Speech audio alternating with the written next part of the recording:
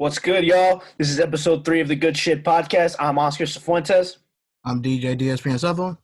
I'm Noah Griffith. And I'm Anthony Ferrara. We're a man short this week, but you know what? The show must go on. It is what it is, man. We hope Skeeves is a little under the weather, but, we hope he'll be good enough for next week. Our Greek god Zeus is apparently still in his 5,000-year slumber. So we're going to have some time before we wake him up, hopefully by next week. Yeah, hopefully he'll be good. Wink. Hopefully he'll be ready for this Saturday with Double or Nothing, just a few days away. Oh, baby.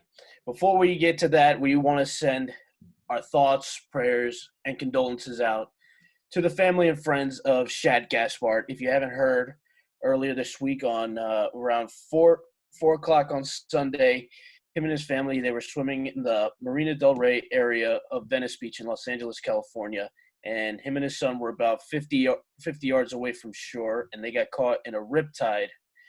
And it just pulled them further out of shore. Lifeguards arrived at the scene, at which Shad had instructed them to save his son before they saved him, which they did, and his son thankfully turned out okay. He's safe. He didn't need hospitalization, thank God. And this is a quote from the LAPD per Alicia Lee of CNN. When last seen by the lifeguard, a wave had crashed over Mr. Gaspard, and he was swept out to sea. And the Coast Guards and LAPD had been searching for him for 2 days when early Tuesday morning, the Coast Guard has suspended their search for him, but the LAPD was continuing to search for him. However, we're sad to report, if you hadn't heard already, that as of early Wednesday morning around 1:30 a.m., a jogger found a body matching the description of Shad on the shore, and he was pronounced dead at the scene. And this is just a sad week just in general because, Shad had been described by family and friends as a loving, careless, selfless guy.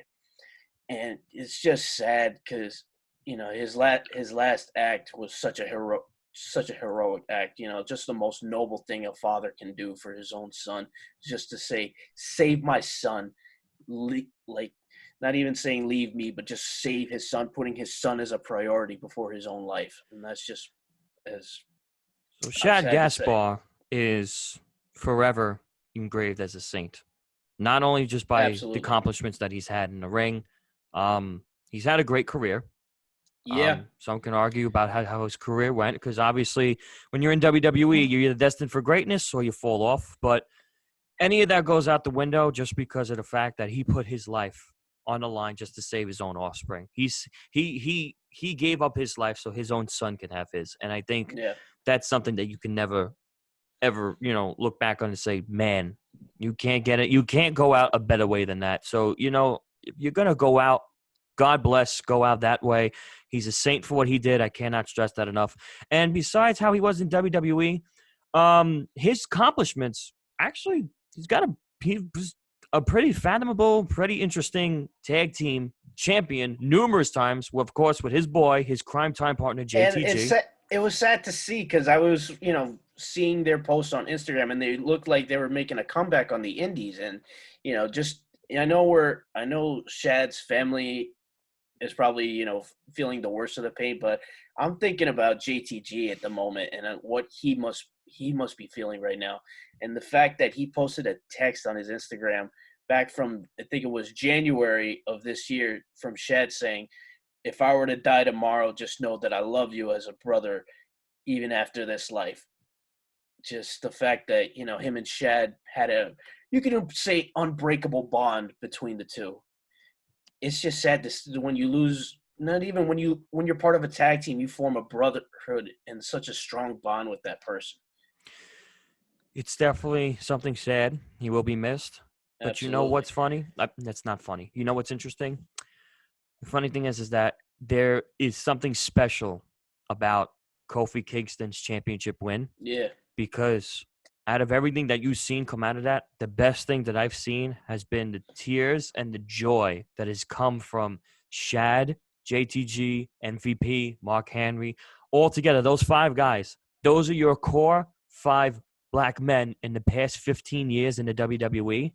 And man, it don't get better than that when it comes to black excellence. And Absolutely. I love the fact that they all stuck together, even through times been tough for them. And the way things are now, from the bottom to the top, they were still able to make something work. And even Shad now, he's got a son. I pray that these men, they all able to come back, whether it be WWE, AEW, NWA, TNA, I don't care where it is, Japan, Ring of Honor, that they can come back together. They can be something great, and they can do it in Shad's honor. And I would love feel good story. Not like Curtis Axel had a good one, but I'd love to see Shad Gaspard's son grow up and become a second generation superstar to his dad, and just make him proud, and just be a multi world champion, and just be an outstanding performer by the time we get to the 30s or the 40s in this life. Yeah. That'd be great. You're so right.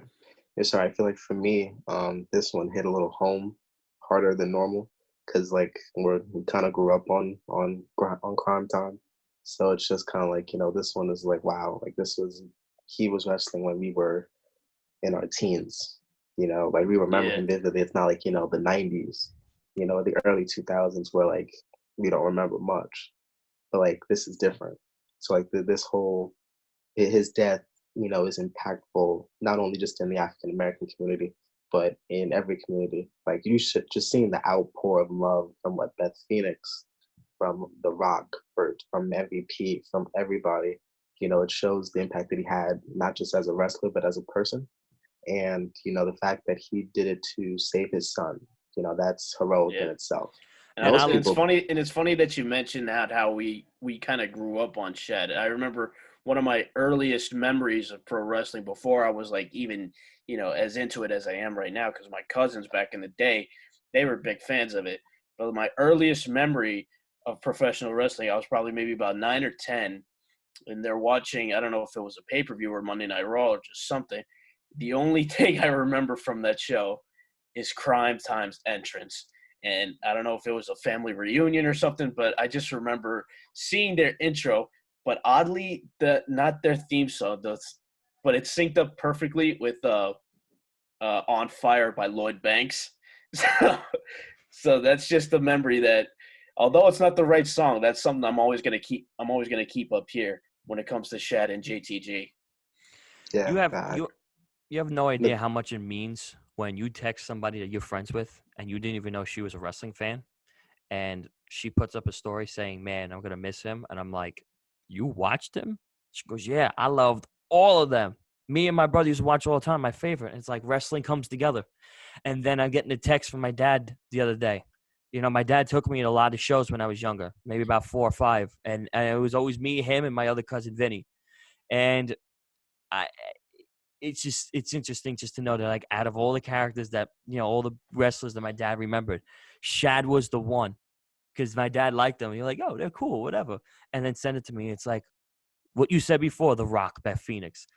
Wrestling brings everybody together, and I fucking love this community. As sad as this is, there's just always something good that comes out, and just to show that we're still a tight-knit community, and we still are one, no matter who you are. You like wrestling, you enjoy good wrestling, you like the wrestlers and who the people are in this business, you're in a great fucking community. You'll never get anything better than this. And it's so true that you say that too, because like I believe everyone had to watch wrestling at least once in their childhood, at least once. And you may not be a fan now, because the product, you may not like the product, and you may have stopped watching for a while. And that's your opinion. That's understandably so. Yeah. But at the end of the day, like, you might have had one wrestler or two wrestlers that hit home for you, that you connected with, and Shad was one of those people, so it's a tough one in the wrestling community. I feel like this one goes up there with Owen Hart. I feel like this goes up there with Chris Benoit. Granted, those two situations are really dark in itself, but this is a dark story, but it's so uplifting that he died a hero. He died saving his son, and I just hope I hope for his son that he doesn't think that he's the reason that his dad passed away. Unfortunately, I hope that he doesn't think that at all. Unfortunately, as a human being, every thought is going to race through your head. Why did this have to happen? Why is this going to be? Yeah. So I'm not going to doubt that it's going to happen, but I think in the end, he's going to realize the greater good of that and to say, you had a fucking awesome dad, man. Your fucking dad was a G. He really was. And you know what? Like, he's going to take it and he's just going to make the best out of it. And he's going to be the father, the good father to his kids, just like Shad was. And hopefully he can be around. And if, God forbid, if something ever happens, it's within the same glory as his father is, same as Shad went. And just as an FYI, because we're going to probably fizzle out to the next topic, I'm glad you mentioned Owen Hart. If you are watching, I am personally going to head that topic next week because we did have the finale of Dark Side of the Ring that came out this past Tuesday. I want to go full head and spear into that because there's a lot of shit that is interesting to me. Before you get into that, and I'm just saying we're gonna cover that next week. So hold on. Money, yeah. Money, yeah. Money, yeah. Well, That one's for Shad. Hold up. Oh yeah, let's hold up. He's an angel. Yeah. He's an angel. Yeah. God bless, man. Rest in peace, Shad. Thank you so much for the memories. Absolutely, rest in peace. What are you gonna say, brother? We've been very quiet. I didn't really say anything. I just let y'all go. But I would say Shad is truly an inspiration to everybody anywhere because not only did he inspire, like you guys said, us coming up as a generation. One of my first wrestling games was SmackDown vs. Raw 2008. And I remember using Crime Time a lot in that game because there you go. I just loved their characters, and of course their theme song was fire. Absolutely. As you guys already said, the love that's shown from the community and even people that you didn't know was in the community, that says a lot to the person that Shad Gaspard was. Not only in the way that that he went out saving his son, putting his family first, and anybody could take lessons from that. Like, go out, like, if you're going to do something, be selfless in your acts, like Shad did. It doesn't have to be for, like, adoration or nothing like that, because that's a superficial way of doing it. Mm-hmm. Do it because you want to do it. And that's all you could really ask for anybody. He's put his family and his son first before him, and not everybody does that. So, Shad, rest in power. Thank you for all you've done for all of us and everybody in the community. You will be missed. God bless them, man. God bless. Wow, that actually almost put a tear in my eye. Not gonna lie. Well, that would have been the time. It would have been, but rest in power, Shad Gaspard. And now we're going to try to move on from this sad news to something that's kind of odd in the wrestling community, that the Undertaker had signed a 15-year contract with the WWE. Oh, what's not odd in this industry? Yeah, like the saying goes, never say never. They just, I know they say it in WWE, never say never. You can always say that in wrestling in general. Never. This is something I wish you could say never. We all do. Well, let me run down the details. So the Undertaker did want to retire in 2017 after his WrestleMania 33 match against Roman Reigns, and it was even proven on his latest docuseries on the WWE Network, Undertaker: The Last Ride. And great series, by the way. I just wanted to put that out there. Yeah. Fantastic series. But, is it on the WWE Network? Yes. Yes, it That's is. why I haven't seen it. Continue. It's a network exclusive. Continue. That's why I've never seen it.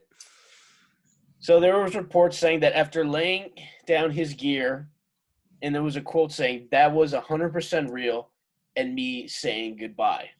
Now, after, his contract had expired prior to this new one, obviously, as any wrestler would do, you gotta make some money somehow. You take gigs, making appearances in other places. And you remember how Taker was supposed to be at StarCast last August? I was just going to bring that up. Yeah. Yeah. So apparently Vince was getting pissed about Taker taking all these events that weren't for the WWE. And, Vince got pissed and he was holding the grudge on Taker. But it was reported back in last August, that Vince had made him an offer he couldn't refuse financially once the dust settled. And, that included, that Taker couldn't work any more non-WWE appearances, hence why he was pulled from his StarCast appearance last last May, was it?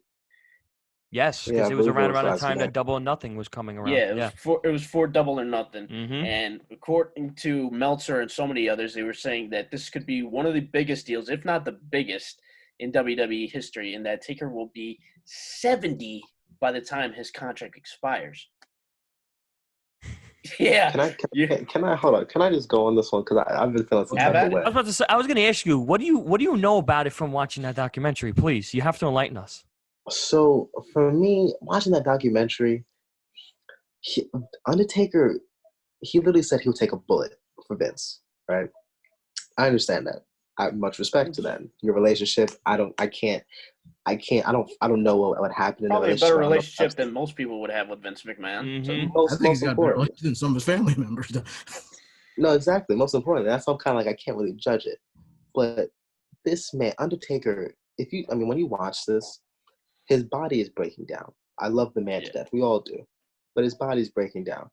And for the fact that Vince didn't want him to go anywhere else, I get it. He is the biggest attraction you will ever have in your life.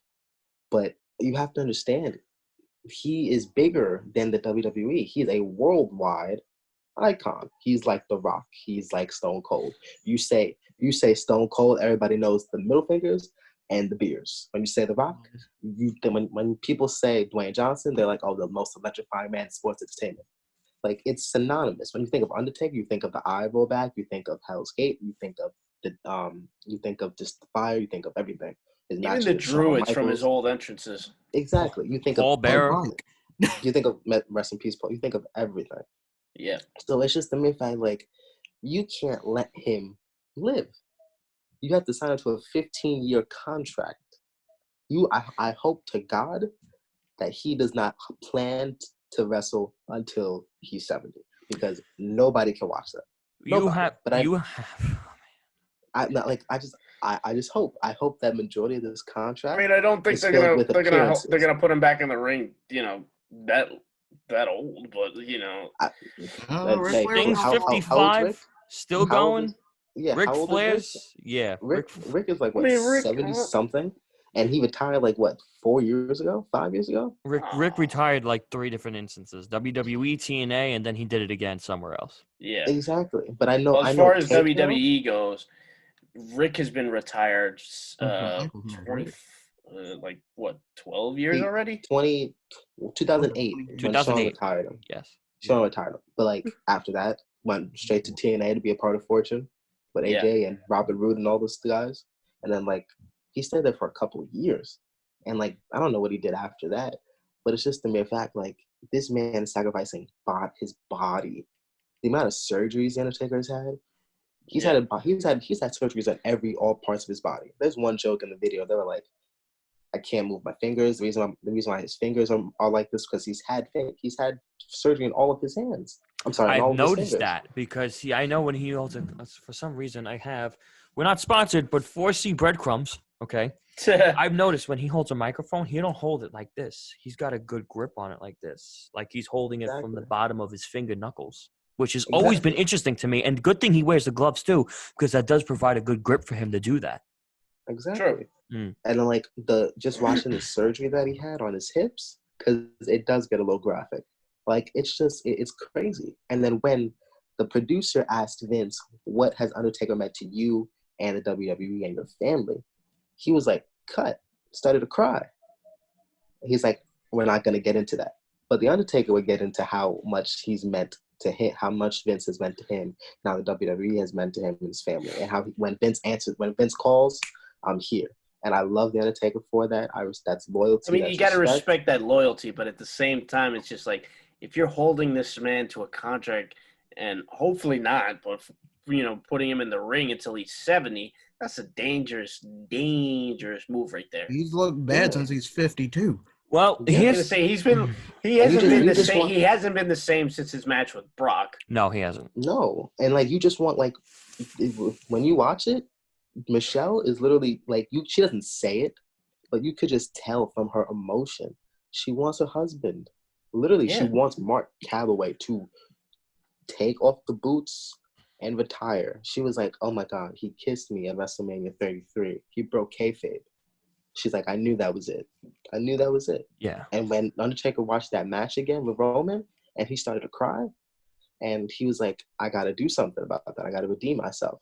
Michelle was like, because he was saying how he was embarrassed about that match. He yeah, looked like a bloated Elvis or something. Like, yeah, bloated Elvis. And honestly, I understand that it wasn't. I mean, it it's wasn't one good thing match. to look at yourself and just like not see you at your best, but at the same time, your body's breaking down, man. You've been in this business since the '90s, so he's looking at over over a 30-year career now. He literally is at a 30-year career. He started the same time Shawn Michaels did both back in 1984, but Michaels got to the WWE first in '88, and Undertaker came in '90 at Survivor Series. Yeah. So Here's been my wrestling for a good while. But she just wants her husband. I just don't understand this. I understand you want to secure him and make him fight and keep him financially stable, and give back to him. But I just don't understand, on Vince's standpoint. Like, what are you looking to gain from this 15-year contract? I think I can answer that, and I'm going to answer that without looking at the documentary, which I think some people be like, you need to do your research, but maybe it's good to have one person look at it and not one half the other people or like other to have a not. good outsider's perspective of Exactly. Let me put this in perspective. So from 1990 all the way till today, as of this day, whenever this gets released, because we're going to go technical wise. Okay, people. We're hoping by Friday morning. Yeah, you nitpickers. Okay. We have The Undertaker in wrestling for 36 years, in the ring of WWE for 30.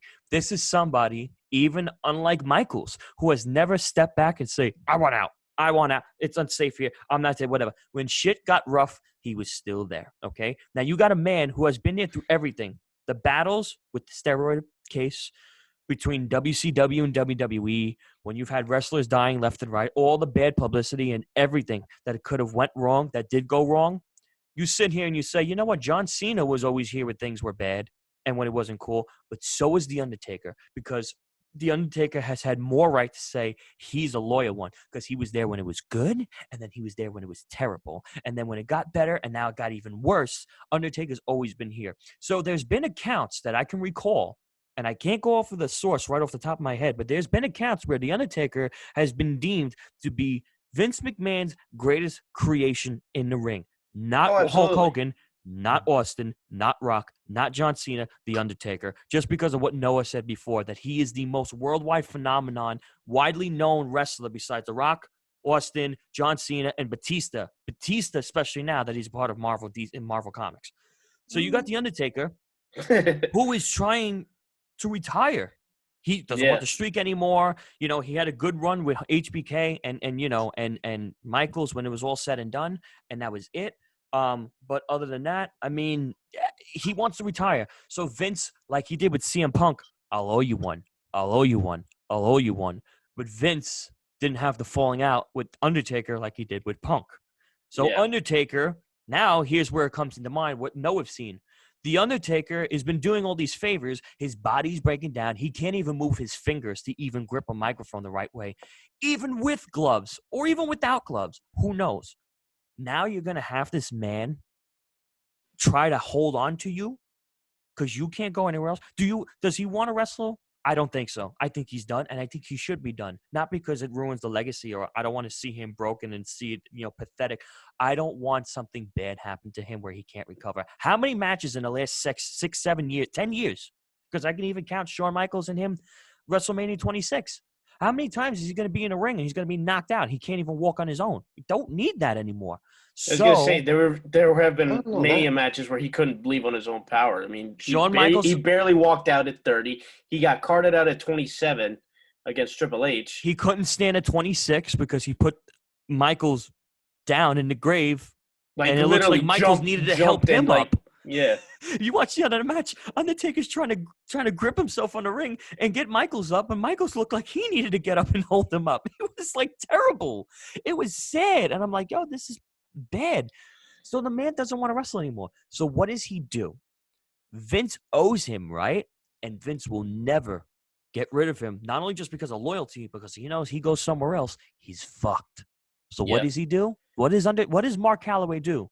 You don't want me to go somewhere? Here's the contract that I want. And Vince, even if it was like $30 million or $50 million for the next 15 years, Vince is going to do it. Oh, yeah. Undertaker probably has more money in his pocket than Stephanie and Triple H's stocks sold combined. I wouldn't be surprised if it's a fraction of what the XFL was. Yeah, probably. That's how he sticks it and gets back to Vince, because he's I'm loyal to you. So here's he might even have a stake in the company. I brought this question up way back when AEW first started, and I think we officially found the answer to that. The question was, who would have to be the biggest draw that AEW would get that would screw WWE? And I think we officially have found the answer to that. The money speaks, and the bullshit Money weeps. talks. Or if we want to stick to the saying, money talks, bullshit walks. That's all I can say. It is what it is. I'm going to say I agree with both of you. I think it's a great contract for The Undertaker because absolutely. He's successful. He's got money in the bank for the next 15 years. Not the actual briefcase. But, but this is a horrible decision for WWE because not at all. You're signing a already 55-year-old man that's been broken, as we've said, for the last 10 years to another 15-year deal. If he's looking like he is now at 55, what are you expecting him to look like at 70? And also, too, Michelle McCool never has to wrestle again because she has to. She can do it for shits and giggles. But I'll put something else in perspective. With everything going on with Vince right now, between the stockholders, the stocks being sold, the lawsuit with the XFL, all this bad publicity that he's got with Jimmy Snuka and Owen Hart, we've got a lot going on here with WWE. Can WWE stand tall within the next 5 years? You want The Undertaker on a contract for 15? Can the WWE even still be a thing by 5? Because I don't think The Undertaker's a smart man to think long term. But if he's thinking, all right, I'm going to be here for 15 years, the money's worth it. But let's just say WWE folds. They can't guarantee him that money. That's a contract with the company, not Vince. Vince don't have to owe him shit. If it folds, his contract's done. He can do whatever he wants. And he could do whatever he wants. Say a damn word. So that's what he's saying. He's like, all right, 15 years of waiting. I'll play that game, God. Honestly, I don't think WWE is gonna fold. Like I think it's just probably not as quick as we're saying, but it's gonna go the Impact route where they're gonna try to hold on to everything. This is why they had such a bad lawsuit when it came to Matt Hardy's copyrights with the broken character. That Rebby Sky was like, "Fuck you!" Like Jeff Jarrett, go fuck yourself. Like Undertaker's not gonna go that route, but it's gonna be to a point where WWE is just gonna dwindle. They're not gonna have anything. So anything that they got left, they're going to really be on a case about holding. Yeah, they're going to have a good grip on copyrights. Because that's what Jeff Jarrett and TNA did. Vince will let go of his balls before he lets go of The Undertaker. He'll let go of the dumbbells before he lets go of his balls. Yeah. So, oh well. It is what it is. So, moving on from somebody who's going to be in WWE for life to somebody who's no longer with WWE, and that is Drew Gulak. If you hadn't heard already, his contract had expired the day after his last match on SmackDown, which is on Fox, if you don't know that. So, Pro Wrestling Sheet was the first to report that Gulak was released from his contract. Then PW Insider had reported that his contract actually expired. But thanks to good old Uncle Dave, he confirmed that his contract had actually expired. So, and apparently WWE was working on a new contract for him. He asked for a raise, and he was denied it. Because the company wasn't giving any raises or new contracts during the pandemic, which is kind of bullshit, and especially since this is their quote unquote most profitable year ever. So once he said, "Oh, I want a raise," they just pulled the original deal they had for him, and it's sad because he ended up losing to Daniel Bryan, which is not a bad move on the storyline wise, but for Drew Gulak himself, he ended his WWE career on a losing effort in the first round of the IC title tournament. Well, yeah, the WWE is doing great in its best year ever, and the stockholders aren't suing. No, the stockholders aren't suing. No, and Triple H and Stephanie, they're not selling their stocks. No, not at all. You got Drew Gulak. He's a great talent. He wants to go somewhere else. I'd say let him. But this is this is at a point where I like the fact that Drew's got a hold of this instead of WWE, because everybody else it was, oh, we'll give you money if you stay. Okay, fine, 5-year Yeah. contract. They were Now literally Drew throwing. Gulak, I was gonna say they were throwing more than $1 million contracts to people they didn't they care literally about. handed out 5-year multi-million-dollar contracts like it was free samples. as opposed to Word. Gulak, who was like, yo, you want me to stay? Give me that money. No, we ain't giving that money. All right, I'm walking. Goodbye. Okay, see ya. And then he walked out. Then like, oh shit, he actually walked out. Oh my god, we're fucked. Yep. But So now, here's how you know they're legit about this, and this is what pissed fans off on Twitter, because they had posted something about the IC title tournament, and it was basically mentioning, Daniel Bryan in a first round match, but they referred to Drew Gulak as his training partner on Twitter. So it literally just said Daniel Bryan goes one-on-one with his training partner. They couldn't even mention Gulak by name. That's how you know it's done. It's that's done a and whole over with nother when it comes level to- of pettiness and burial. That's disrespectful, yeah. I just don't understand that. Like, his contract expired, ironically, at the time of this pandemic. He asked for more money. You declined. I walked away. Not I walked away, but he walked away. He was making a business decision. Yeah. It's just another guy that's leaving on his own terms. You can't be mad at that. And also, too, he had some fun. Like, you want me to go? Give me some money. No. Okay, later. Like, he had fun with it because he can. Oh, yeah. Because he can. And thankfully, Fuck because 'em. it's a contract expiration, so there's no 90-day no compete clause. He can show up wherever he wants, whenever he wants. There's some hints that he might be going to AEW because he is friends with the best friends. So, All right. And like, what's the crazy and what's kind of like the I don't know about that type of thing. I mean, Everyone it's not I know, confirmed, but there's rumors floating around. There's always rumors floating around. Oh no, when it comes to there's stuff always like that. rumors. I'm just saying in general, like if let's say if AEW gets all these guys, like it's gonna be hard to keep them, to like not keep them, but like more so get them a lot of television time, unless if they're gonna get that second show. But like right now, it's hard to even fathom that. Like no one's gonna do anything right now. So to me, it's just kind of. Well, I mean, it's for something- the moment, we can't really tell right now. But TNT is very impressed with how AEW has been doing. For the past year. Hence why they gave them an extension through, I think it was 2022 or 2023.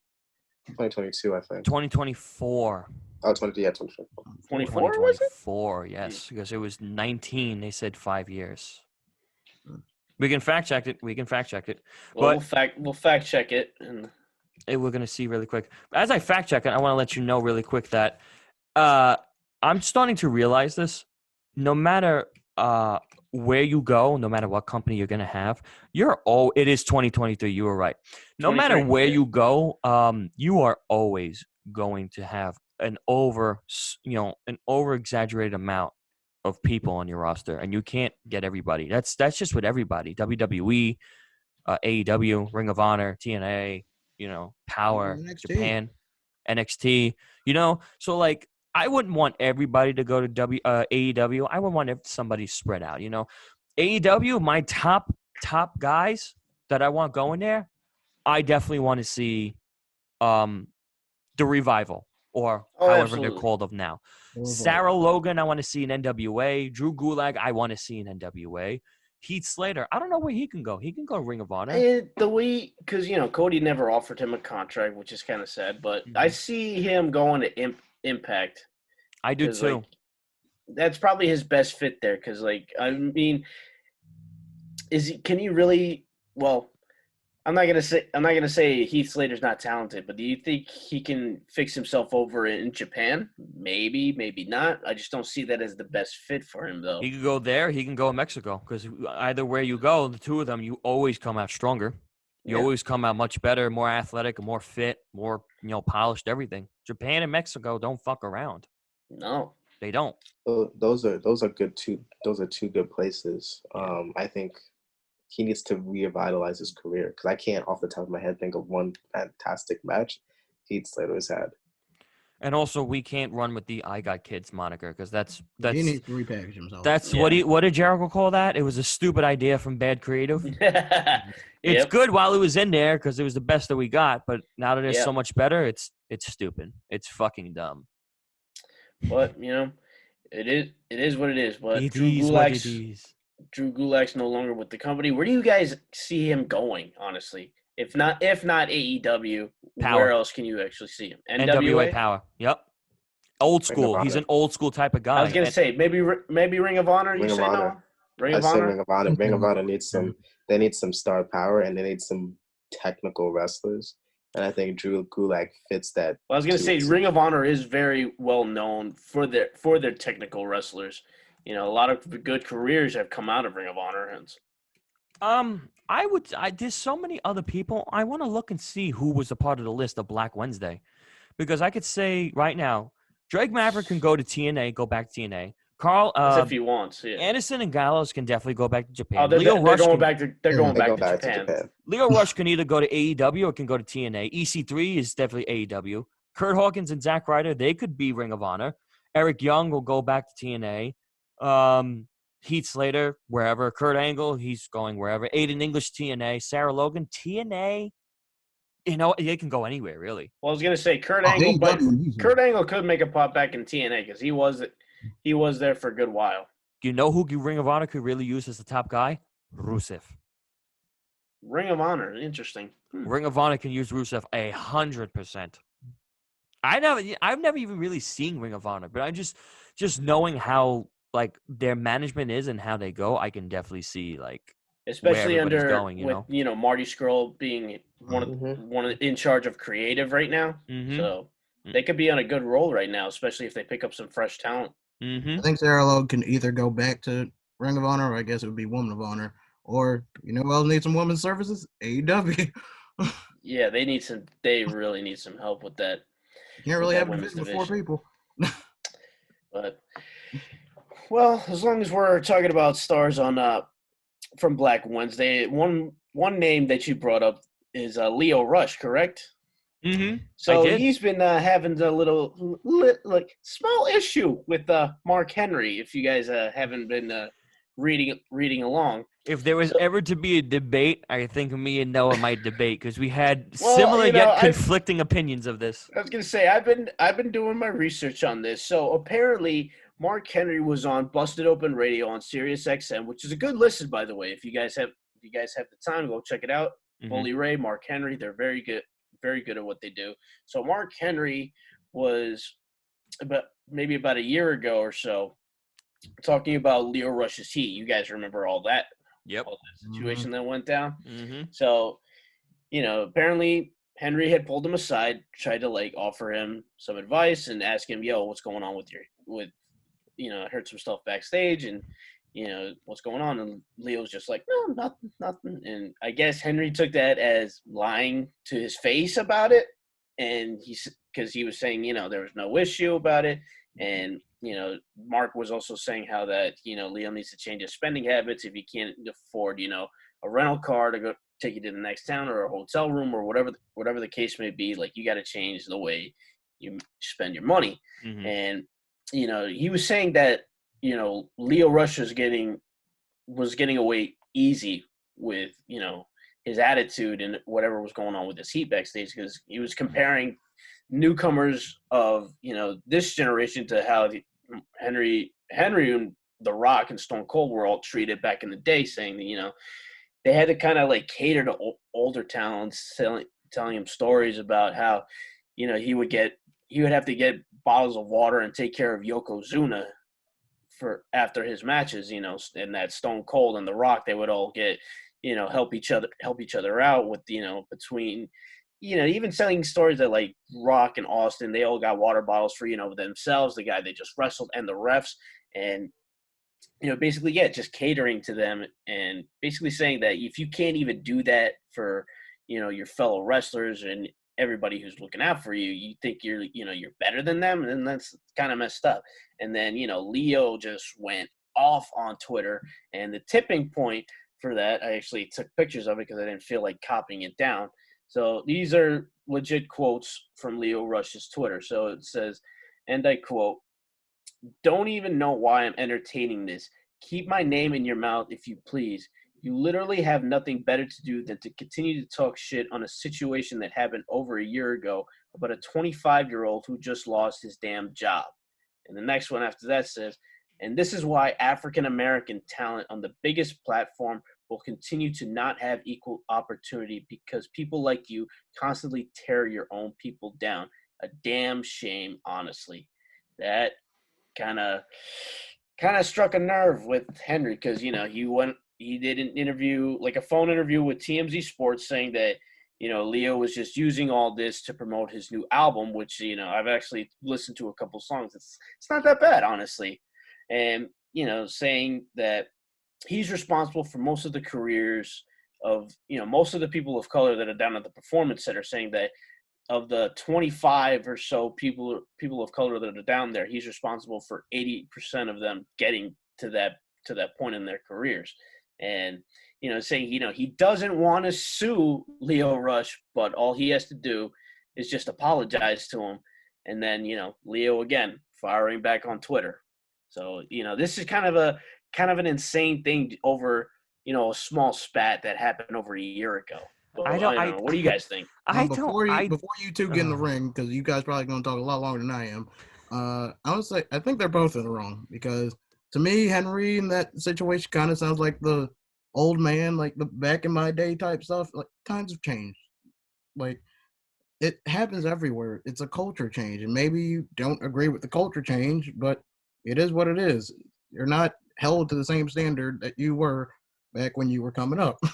Times have changed. But also, I feel like Lio Rush took this way more personally than it needed to be, because, like, sure, you don't agree with what Mark says, but I don't necessarily think he was putting down the African American culture either.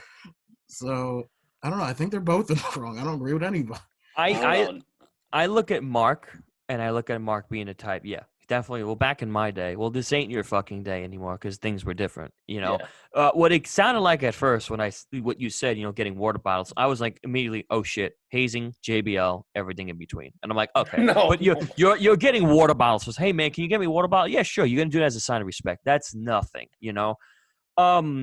I kind of tend to forget what the whole problem was with Lio Rush, but I know for sure it's definitely an ego problem to a point where it was, like, hey, you need to calm your ego because, don't be a dick to everybody around you. Because we all know that Lio Rush's mouth has gotten in some trouble. Right. But at the same time, Leo, if I remember, didn't have too many wrong reasons to kind of mouth off, because what the fuck goes on behind that goes on backstage in a locker room with officials in gorilla position? Because what the fuck are these people doing? They're all fucking have no idea what they're doing. I'm talking about officials. I'm talking about guys that are in Carano's spot, the producers like Michael Hayes. Then you got Patterson and Briscoe, Vince, Kevin Dunn, the fucking Beaver. Like, all these fucking... Trying to do my best JD impression of Kevin Dunn. Go fuck yourself. You got all these different people in this position, and I could be wrong, but I'm just going off of what I remember. But you got all these people in these positions, and then, like, the one man that you can look up to that's kind of in the same boat as you is like the same thing. Like, the Hispanics and the Italians and whoever else can all look up to each other. Like, how do we go about this in this situation? That you got Mark sitting there and he's giving good advice, but also at the same time, he's being a company guy. And the same situation can be said about Booker T, because Booker T has been in the same position. What Booker, which is also what Mark could say, is like, yo, curb your tongue so that they can help you, not to be a company guy. Because you're not a company guy unless Vince looks at you and says, Roman, I think about you at night. You're the company guy. Because he ain't going to do that to anybody else. Okay? So being a fucking bad analogy. He might not be a company guy. Do you have some information we should know about, sir? Got sources. Superman punch. But anyway. But, I mean, Leo shooting his mouth off, it's kind of same thing how, what was the guy's name in NXT who went crazy off of the T-shirt? Oh, Jordan Miles. Jordan Miles. Yes, Jordan yes. Miles. Jordan Miles' situation was interesting for him to shoot his mouth off. Leo, I don't know what grounds he's really got except for shooting back at Mark. But let me tell you something. Leo, as much as he's got an ego problem and he's got something, it's not a big issue. But as the situation is arise, he's not wrong. He's not right. Mark Henry's the same thing. He's not wrong. He's not right. I think they just need one good conversation with a couple beers or a blunt, just pick your poison, and just really That is if they do that stuff. That is if they do, which they should, and really get on board with this because it's not about being a company guy. It's not about looking after each other. It's about just being a professional overall. And where this comes from out of nowhere, where Mark is going to sue Leo for whatever reason, I don't know what case of defamation that you got to sue Leo on, but buddy, you are just making things worse. I have no idea what the fuck. It's just where everything just went. Yeah, it's just a crazy situation. It's kind of, and even to the point I was saying that like Mark just said that Leo lied to his face. I wouldn't call that lying. It's just that Leo not really admitting that he has a problem backstage. I feel like Leo just brushed it off like it was nothing, and Mark took that as lying, which is kind of like. It was kind of like he took it way too far than it actually was. And Leo did the same by like just blasting him on Twitter. It could be three things at that moment. He didn't want to talk to anybody. He wanted to brush it off. Or he felt if there was an issue with somebody, he didn't want to talk and be like, yo, I got an issue with this person and making a whole commotion. Or if anything, be a snitch. Who knows what could have been going through his mind. That's my take on it. Noah, you go. I had to think about it for the past couple of days. And the information's different now for both of us, really. Yeah. So at first I was like, Leo Rush should stop putting his information on Twitter. What are you doing? You're looking Twitter's stupid. a dangerous place to put your information out there. Like Twitter's exactly. the worst therapist you could ever think of. Exactly. So I'm kind of like, what are you doing? Like, just shut up, do your thing. Like, just be quiet, man. Not be quiet. That's probably the wrong word to use. But just if like you have an yourself. issue, calm yourself. If you have an issue with Mark Henry, text him. Find a way. If you don't have his number, find his number. Find someone who has his number. Text him. Email him. Something. And communicate with him behind the scenes. It doesn't have to be for the entire world to see. Do you think the wrestling community really cares about what he's talking about? No, not really. I don't care about this music soundtrack. I don't listen to it. I have no reason to listen to it. Much respect. I hope it does well. But that was just my take. And I thought Leo Rush was completely in the wrong in the beginning. Now I'm more 50-50. I think Mark Henry was also in the wrong because he didn't really have to say anything either. Mark could have just been a mentor to young bull, young buck, no pun intended, and be like, let's talk. Let me help you. Let me help you further your career. If you don't want to wrestle anymore, let me have a helping hand. You know what I mean? Because he was saying that, like, if he would have just called him, he would have promoted his album as well. Exactly. As African Americans, you have to uplift each other, especially as African American men. Yeah, and I kind of have to disagree with what Ferrara was saying on like not looking out for each other. It's just like, we as minorities, we as you guys as African Americans, myself as a Hispanic, we all got to look out for each other one way or another. Yeah. Whether it's reaching out for the hand of another. In my case, another Hispanic who wants to help me out. Just I gotta try to take that and have his back the way the same way he would have mine. You guys as well. You guys have like another African American and especially who's very influential, trying to offer you some advice. Are you guys not going to take it, or are you just going to brush it off? Yeah, because no, but we agreed on that though. The same ethnicity. We agreed. Like, yeah. Well, you mentioned something about it's not about this, and it's not about watching each other's back. And I was like, it's kind of. No, I said it. I said it's one thing to be looking out for each other. I said black and black. And I misunderstood what you said. I'll reiterate again. Black and black, Hispanic, Italian, whatever the case may be. You're going to look out for each other. But absolutely. Don't look out in the case of I want you to be a company guy, because don't be a fucking company guy. With like Booker has been, and Mark have both been in this situation. Be the type to be like, listen, as we are the same with what we are and who we are, Let's tackle it the same way. Because Mark could have been a mentor. And when you mentor, there's a lot of psychology that goes into mentoring. Mark did not be a mentor. Mark basically said, yo, you're a punk. And Leo said, you know what? Fuck you. I am a punk, and you're even bigger punk, bitch. And that's basically where we're at right now, which is the worst way we can go about it, and nothing's getting accomplished. Which is, really unfortunate with the way they're handling this kind of situation. Go ahead, no, I'm sorry. I interrupted you. Yeah, no, you're fine. I was like agreeing on that. I think the mentorship part is big. I think it's a big aspect. Mm-hmm. And Mark is a great guy. I don't know him personally. I have a friend that knows him, but speaks very highly of Mark Henry. Right? So great guy. But I just feel like Mark could have been better off, just taking the young bull in, saying, hey, like, I understand how you're feeling, especially since you just got released on Black Wednesday. Well, that was last month, but still, and I know that situation's been boiling for about a year now, I think you guys mentioned. Mm-hmm. Right, it's been boiling for about a year. His backstage heat was about a year ago or so. Because it was when he was paired with Lashley, and that wasn't good. Yeah, so, I can understand pre-pandemic what was going on, but again, there's not, and if you think about it, there's not that much African-American wrestlers in the company right now. You think of MVP, Bobby Lashley, Kofi, Big E, Xavier, Sasha, Tamina, to a certain extent. It's literally just a handful. Bianca Belair, Mia Yim. Bianca, I was about to say that. Bianca Belair, Street Profits, Mia Yim. Like, you don't have that much. So that community is small. It's so small. And people overlook Sasha Banks, too. Yeah, no, I did mention. Oh, you did say Sasha that? Banks. I'm sorry, I didn't hear you. Yeah, no, yeah, of course.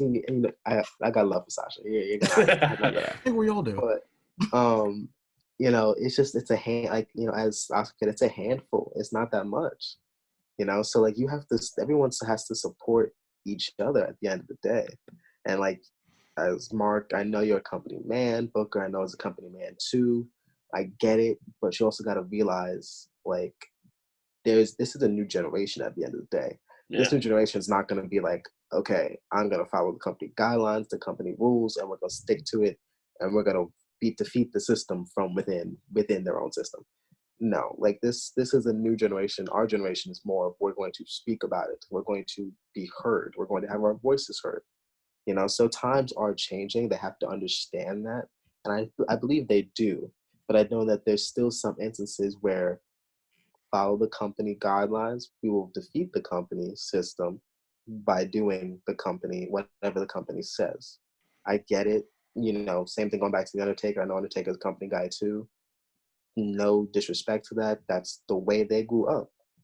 But times are changing. We're in 2020 where everything is changing in this world in terms of now with even people younger than us speaking up, and now they're going to go vote as well. I just think times are changing to where you have to be able to adjust and adapt to the wrestlers of now, adjust to how they are now, and don't be so narrow-minded of the past, because everybody loves the 90s. Oh, the 90s were great. Oh, yeah. But we are in 2020 now. Granted, 2020 is a crapshoot, but still. And a side note, there is so much more that we probably don't know. So we're only going off. We could sit here and say, yo, Mark, yo, Booker, don't be a company guy. But there's so much more to it that we probably don't know, where maybe being a company guy maybe is the only way around it, and we're just missing it. Or maybe we're just so disgusted and revolted by how the system has been, what we've been watching, that we're saying, you know what, anything that's anti-system, fuck it. We're all becoming stone cold in our own ways. How we're all we throwing not? Middle fingers up to the systems. How the fuck could we not, though? Maybe the AEW is doing everything right and saying, hey, wrestling can go right, or whatever's going on with Japan and Power and, with TNA. How can we not, go against what WWE is creating? We're the be-all, end-all of wrestling. No, you're not. Not anymore. You were at one point. No more. I think we all just grew up some of us grew up and got smarter. We realized what's going on now. What's going on behind the scenes is a lot more open, especially with stuff like Dark Side of the Ring and all these other documentaries. We see what's going on behind the curtain way more than we did back in the day.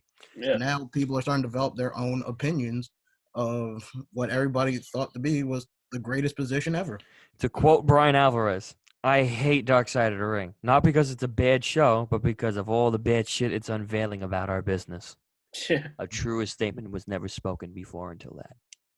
This business is dirty. This business is dark. Vince is dirty and dark. And he's much more Well, dark and dirty than anything going on before his time. well, it's not just him. It's a combination of many different things that people. He's a big hand in it, but He's the face of it. You get rid of him, you get rid of 75% of the bad shit in his business. That's all. I mean, that's a fair point to say, but all in all, we could all agree that this kind of feud between Mark Henry and Leo Rush. Leo Rush. What the hell? Like, Trying to rush I'm losing it, man. I'm losing it. But anyway, this whole beef between Mark and Leo is just kind of, all we really need is these two guys to just sit down, hash it out, and let the dust settle. Settle it like men simple. instead of teenagers. No more Twitter. No more speaking on Busted Radio about the situation. Busted Open. Just, It's double or nothing. Oh, speaking of that. Segue. Nice segue. Good segue for there we go. So enough of these beefs. Let's get on to Double or Nothing with our predictions, because by the time we hope to upload this, we will be less than 36 hours away from Double or Nothing at the 1 year or almost the 1 year mark of the debut of AEW as a whole company. Mm-hmm. So I'm excited about this. I don't know how you guys are feeling about this. And this is actually a pretty nice card that they've developed now. So let's start it off. The buy-in, we're going to have Private Party going against the Best Friends in a number one contendership match for the AEW World Tag Team Champions. Guys, let me hear your thoughts on this. Tag Team Champions, huh? I want to say, listen, Private Party has been doing phenomenal since they stepped in AEW. But there's something that's been holding back on them. I don't know what it is. Haven't seen them on TV so much. Haven't really seen them being engaged. They don't really necessarily have a good storyline or anything involved in it right now, really. Not as much as it is with the Best Friends, because the Best Friends got something going really well right now, especially everything with the Lucha Brothers and all that. And they seem to be tied in with Pac, and then Pac and all them are tied in with Lucha. It's the Death Triangle, Pac. Yeah. Ray so I Phoenix like it. And Pentagon Jr. Yeah, I love it. So I want to say storyline-wise, I want to give it to the Best Friends, but I just want to make a fair point. No matter what happens in this company at all, either way, I'm okay with it. But I'm seeing. Oh no, absolutely. Yeah, like I said, we can see that with AEW, not WWE. But Best Friends, I'm going to put down for sure. So we got one for the Best Friends. DJ. See, I was initially going to say Private Party, but Farrar brought up a bunch of great points. Like, Best Friends are hot right now. Mm-hmm. They're on TV a lot more. They have Orange Cassidy on the side with them, who's also super over. I love the Private Party because I actually got to see their last appearance before they went to AEW. And House of Glory, right? Absolutely. Oh, you were at that house show. Nice. I was. It's right by me. But I think, like for ours, storyline-wise, I think it's got to be the Best Friends. They have a lot of momentum right now, and I think it makes sense to keep going with that momentum. Okay, 2-0, Best Friends. Noah? We're going with a full-on home run here. I'm going with great flush. Three.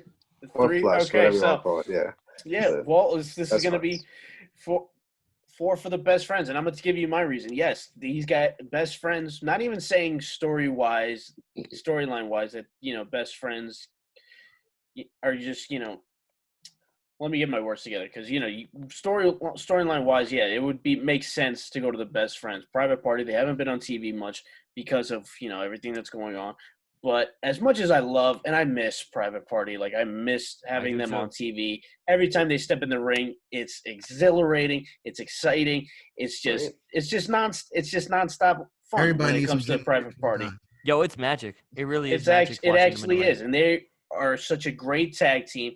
We're definitely going to see them as tag team champions in the future. But I got to give this to the Best Friends, mainly because they've been putting in so much work throughout this whole pandemic.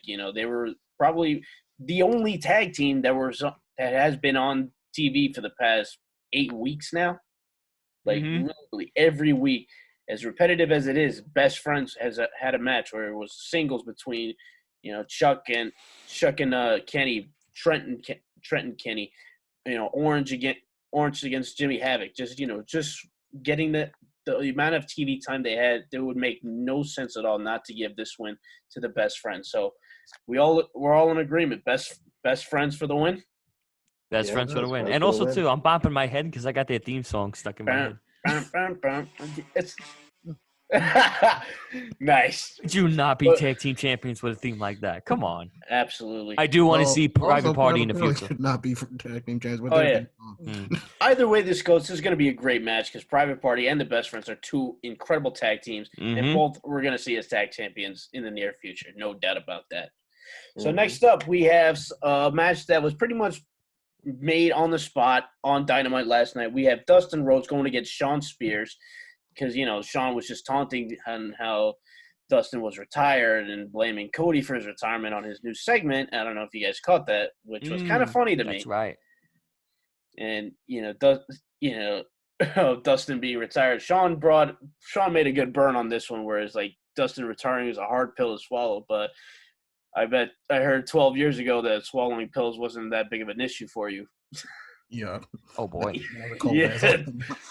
It's like as much as like you want to be like, no, don't mention that. That's what I love about AEW. They're not afraid to step over that line to give you such a good promo. But as far as this goes, there's not really a lot of story to go behind it. But all it is just Shawn wants a match, and Dustin's got to prove that his career's not over yet. Who are we giving the win to on this one? I was going to say Shawn, but then you brought up the promo that he cut. I feel like Dustin's going to put people over in the company for sure. But it's something like this, with a hard-hitting statement like that, and especially with Shawn is starting to threaten the fact that maybe Dustin can't go anymore, Dustin might have to pick up a win just to say so. So I'm going to say Dustin on this one. All right. I think it's going to be a really hard-hitting match either way. I think it's going to be extremely physical. But I think I'm going to give this one to the chairman.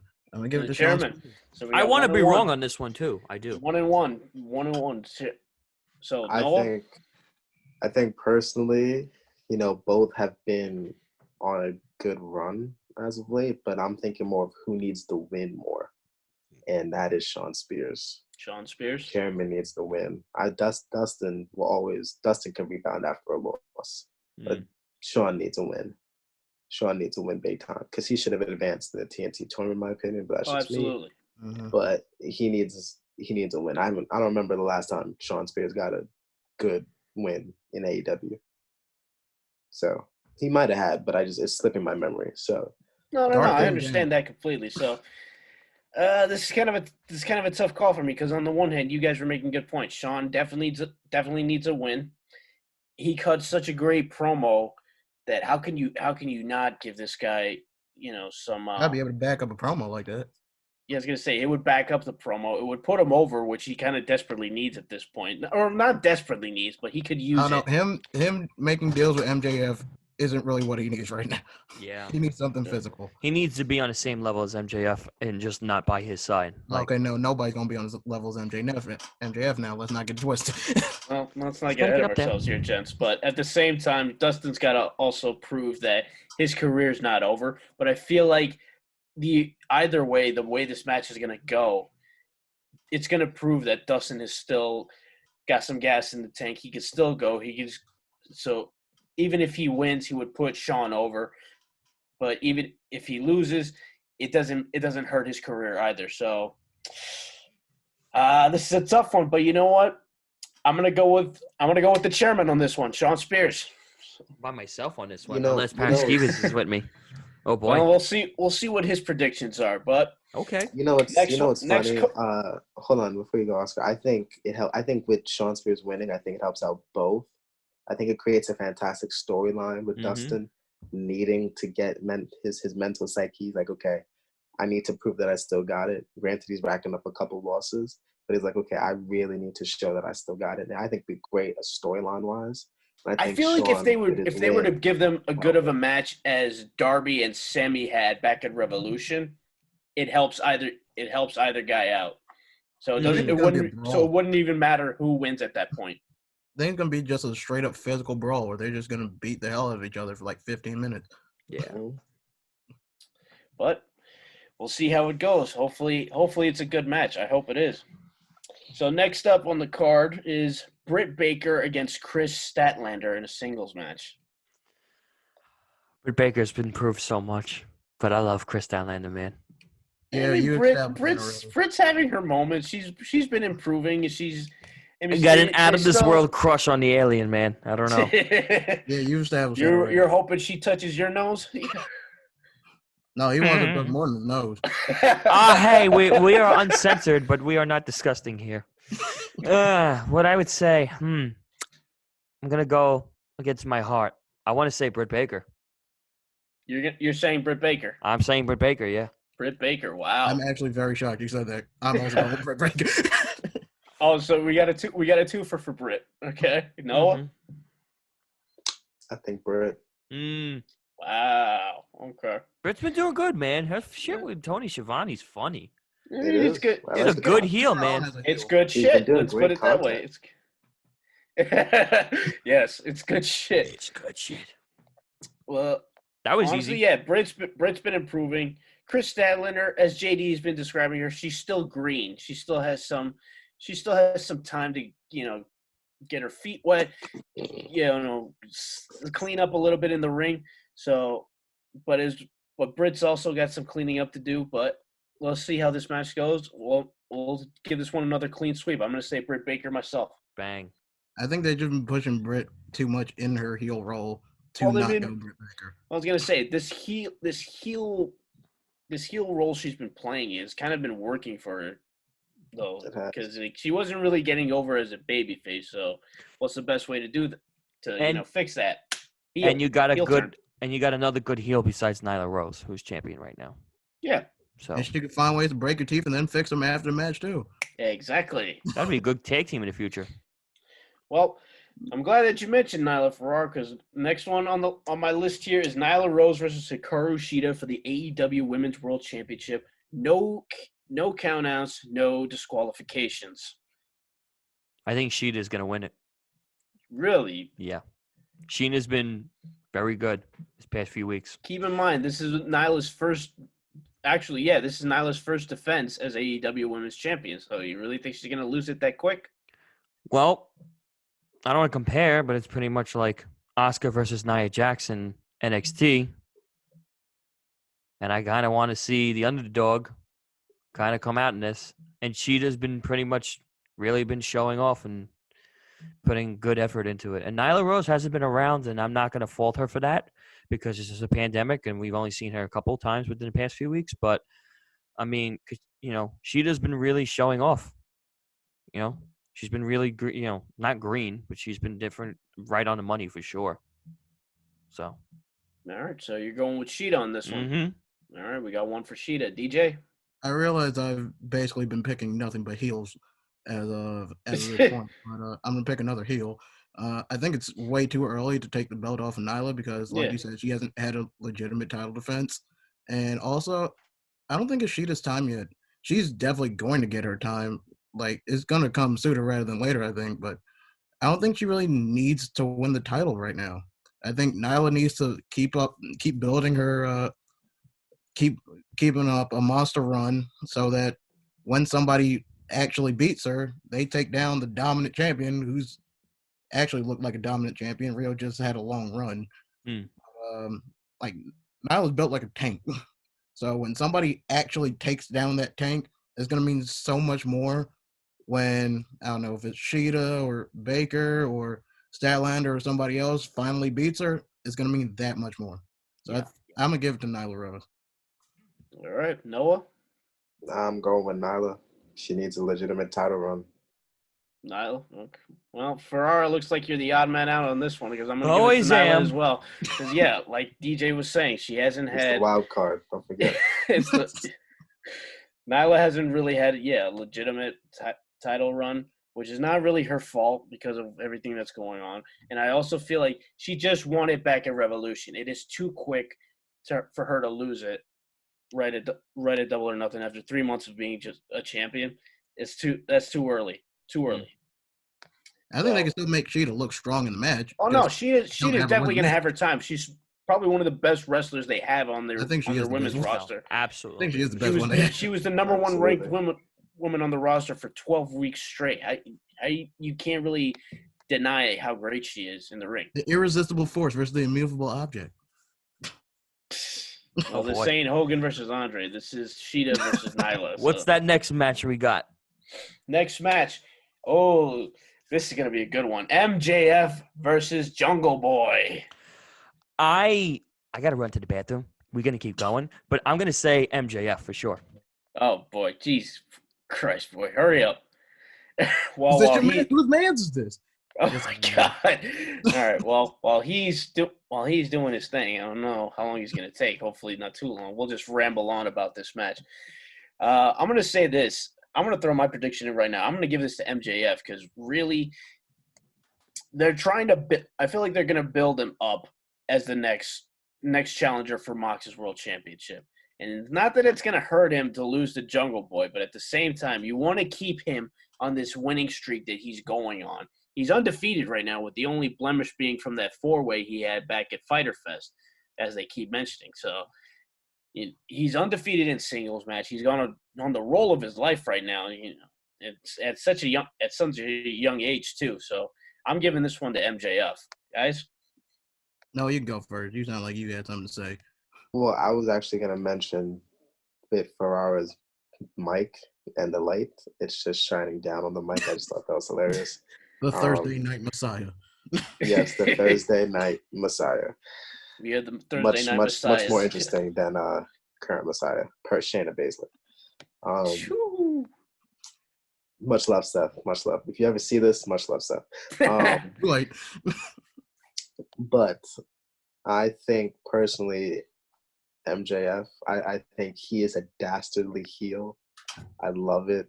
When I watched him when he came to Philadelphia, and we watched him leave as wrestling fans, we watch the guys when the show is done by like the parking lot or something when they leave and stuff. Never broke kayfabe, hated and crapped on all of us. Yeah, that's another thing you gotta love about MJF. He's so dedicated to this character that he plays. Yeah, he's an equal opportunity employer. Everybody gets this work. Exactly. Yeah. He literally said, "Doesn't matter, boy, girl, little kid. He'll give the finger to anybody." Mm-hmm. Well, he didn't give any fingers, but he said, "You all suck, and I'm better than all of you."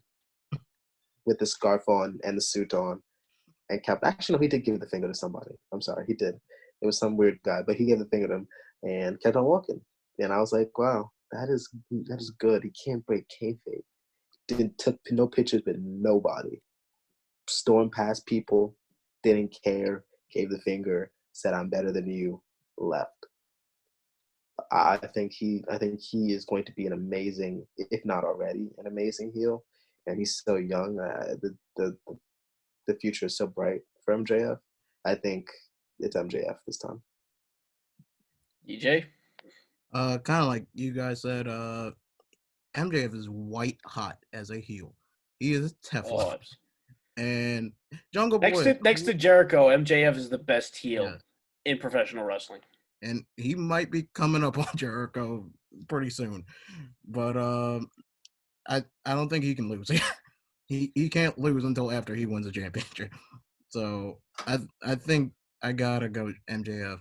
I think Jungle Boy might put up a decent fight.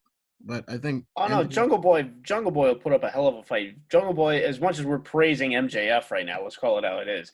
Jungle Boy is actually an incredible talent. I don't know if you guys have been actually seeing his Instagram, because like Jungle Boy does some wild shit on there. I remember seeing a video that he actually climbed a satellite tower, and he like all the way to the top, no issues. And I'm like, oh Jesus, dude, this guy's freaking fearless. Like I would be scared shitless to do that. But nothing at all against Jungle Boy. But I think Jungle Boy's time is going to come in the tag division. I think he'll be a tag champion before he's a singles champion. And I think MJF's just got it on lock right now. So I'm going to have to go MJF. All right. Well, Ferraro's still a little MIA right now. We're gonna move on to the next one. This is kind of a. He's back. He's back. Thank you. Thank God. Thank God. He didn't miss out. Thank God you made it back, brother, because we're about to go on to the next match. Thank God I didn't make it back. Yeah, thank God I did make it back. Yeah. I didn't make it back. Whoops, my bad. Did I say didn't? Whoops.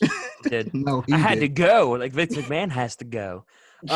Well, wait, you guys are still talking about MJF and Jungle Boy the whole time? We just finished. Oh yeah, we were praising MJF. We were mentioning how Jungle Boy is such an amazing athlete. MJF is God. So I'm gonna say. All right, let's not go that far. Let's not go that far. But anyway, next match on my list here: Jon Moxley versus Brody Lee. This one's a trick. This one's a tough one to call because, JD and his boy Jesse were saying they kind of booked themselves into a corner because on the one hand, it's too early to take away the title from Mox, but at the same time, Brody's in a position where you can't really have him lose because of the role he's playing. So it's kind of a hard one to pick. I would say Moxley. I think it's too early to give Brody, but I think the Exalted One thing gives him a good reason to be like, hey, I want a title shot. So, okay. But, he's got a good stable behind him that keeps him dominant. So we could definitely say, he can sit this loss out. It's not going to hurt him. So I'll definitely give it to Jon Moxley. Moxley? Okay. I'm finally going to give it to a face. I'm going to give it to Moxley because kind of like what's already been established, I think it's too early to take it off Moxley. And Brody Lee's had, 2 matches? Maybe? Roughly, yeah. So, I don't know where you get off getting a title match after 2 matches. You've looked dominant in the 2 matches, but you haven't really built up anything. I think what's going to happen is Moxley is going to win, and then the Dark Order in number 10 maybe come after the match and beat up and lay out Moxley. But I think Moxley's going to keep the title. So with that attack, you're saying, so would you assume that it's safe to assume that you think that this story is going to keep going after this match? I believe so because I think so too. Yeah. You generally don't lay out a champion and then leave after they beat you for the championship. Okay. Noah? I think Mox is going to win. Just correct me if I'm wrong. This is the regular standard match, right? Yeah. Yeah. Mox is going to win, but I think Mox is going to win by disqualification. I think you need to protect. Okay. I think you need to protect Brody because he only had 2 matches, and he's white hot because he's the parody of Vince, even though he said he isn't. But come on, Brody, let's be real. That's bullshit. Let's be real. Let's be realistic. It's 2020. Oh, come on. He's not parodying Vince. He's dressing like Vince. Come on. He is becoming Vince.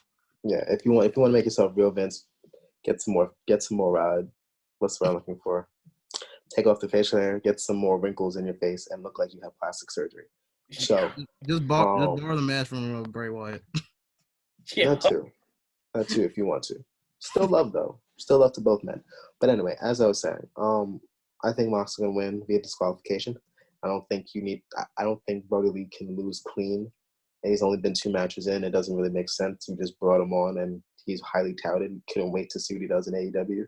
And I think Mox, you can't let Mox lose the AEW World Title. He just beat Chris Jericho for 3 months ago at Revolution. And Mox is white hot. And he is your biggest star, aside from Chris Jericho. So and kids like Matt Hardy too, and Kenny Omega, and Young Bucks and Cody. But in terms of true star power, it's Mox. So you can't take the title off of Mox just yet. So I think it's going to be a swerve. I think it's going to end in a disqualification. I think Mox will get his title back, but I think the story will continue. And I think, honestly, bringing up to what we talked about a couple minutes ago with MJF, I think MJF might insert himself soon into that. He should. He's on top of the leaderboards for the wins and loss ratio. So I could see it being a triple threat, not now, but soon. But I don't think this story is far from over between Moxley and Brody Lee. And honestly, I see disqualification as the only way of getting out of that corner for AEW. Great match. So Mox by DQ, basically. Yeah, pretty much. I think the Dark Order is Okay. going to come in. I think 10 is probably going to cost Brody Lee the AEW World Title. Broke his arm. Mox broke his arm. Very true. So Bro, I like that. Well, we'll call this another clean sweep too. I'm gonna give this to Mox because one, too early to get the title off him. 2, on the roll of his life. 3, they might continue this story between him and Brody Lee. We don't know how they're gonna do it, but we'll see where it goes. So another clean sweep, and we're giving this one to Jon Moxley. Now here's a more interesting one. Cody versus Lance Archer, the tournament final for the inaugural AEW TNT Championship, which will be presented by Iron Mike Tyson. This can go either way. This is my toughest one for tonight because not even a casino ladder match is tough for me. The reason why I say this is tough because they can go two ways. First off, you have two monster athletes in this. You have Cody, you have Lance Archer. Behind Cody, you have Arn Anderson. Behind Lance Archer, you have Jake Roberts. This is the best scenario that we have, especially when you have two wrestlers represented by legends. And they both did great job, especially with their promo that they did the other night. And it can go either way. If you have Lance Archer winning that title, he's a monster that you can depend on, and he can just run through people. And these people he can help make strong. And you got somebody else in there that's not naturally a WWE guy holding a title, which is something I'm holding on to because I want to see like where they go with everybody. And especially since the AEW World Championship is between two former WWE guys, I kind of want to see them sheer away from that as best as they could. So we'll see. But Lance Archer is definitely the hype that he was when he was coming in. Now, if Cody wins on accountability of having a great storyline and having a feel-good story and being the underdog. Because Lance Archer comes in, he's like, holy shit, look at this fucking guy. Who's getting through this? Not even Andre the Giant is going to get through this guy, I don't think. And it's just incredible that if Cody was to win it, and also it's a good feel-good story to really go back and say, you know what, Cody put on the line that he was never going to win the world title. And so what has he got? Well, he's got the TNT championship. So he's going to win something. But I think after this, he's either going to win it a couple more times and help put talent over, or, he's just going to have this one run and just make it the longest run that he can and just do the best that he can, putting everybody over. And I'm talking about matches with everybody. Jimmy Havoc. I'm talking Darby Allin. I'm talking MJF. I'm talking anybody else right now that's below him and below in the mid-card section, even lower than that needs this. And they can really help and elevate with Cody especially. So it's tough. I think I'm going to have to pass it. You gonna pass? I have to pass it right Oh, now. Going man. up for a pass. That's not an option here, man. You gotta no passing. We'll give you a minute to broke the run sack. through it. I need a quarter. I need a nickel or a dime. A penny. I don't have Corona. I need something. Let me see. Oh boy. Well, while Ferraro gathers his thoughts, DJ, you got any? You have an idea? Pass too. Now I'm playing. But Jeez, I was gonna say you guys better not pass me on this one. I can't be the only one. What is this, whammy? Choice. Press your luck. Ferrara is absolutely right here, where this is extremely hard match to predict, because like you said, Cody said he would never win the world championship ever again. This is not the world championship, and I think they could play on that, where Cody wins the secondary title, but I feel like Archer kind of needs it more because Cody's already established. If Cody loses, nothing happens to him. Archer loses, I don't know. I mean, either way, well, we can all agree that this match never really needed the title to begin with. The title's kind of like a what's it called? Like consolation prize, if you will. That's gonna, I think either way take the person who wins this match to the next level. Which, in all honesty, Cody doesn't really need. He's a very established athlete, with a legendary background, but a legendary future ahead of him. Mm-hmm. No doubt about that. Yeah, I think either way, there's going to be some sort of fuck finish. I don't know if it's going to be from Mike Tyson or it's going to be from Jake, but I'm going to go with Lance Archer because I think he needs it more, and I'm taking this fuck finish into consideration. All right, so Lance Archer on a fuck finish. Okay.